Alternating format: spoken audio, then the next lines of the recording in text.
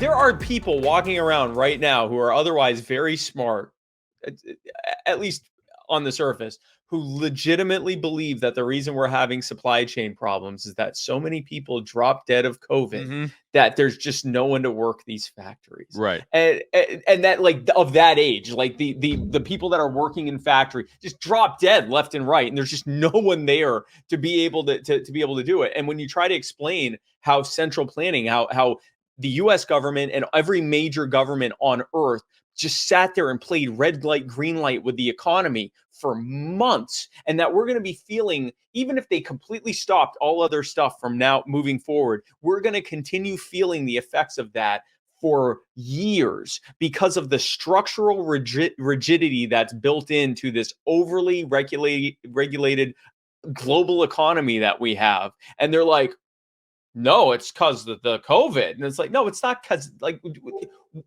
and I even asked someone, they were told, because I've heard that it was because of COVID. And I said, what does that mean? Well, it happened because of COVID. What does that actually mean? How did COVID make this happen? And they're like, well, it's a pandemic. I'm like, I understand the words COVID and pandemic. I'm asking you, how did the pandemic cause this? And they're like, it was a worldwide pandemic. I'm like, I know everything you're saying, and I'm not disputing it. I'm asking you how it caused this. And finally, they said, I'm not sure. And I said, do you think that this many people drop dead? And they're like, no. And I said, do you think that it's that there's that many people in the hospital? And they said, no. And I said, is it possible that it was government's response to the pandemic that led to this?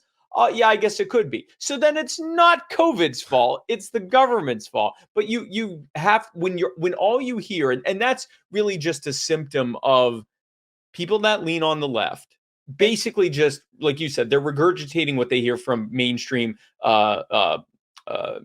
corporate media and pop culture.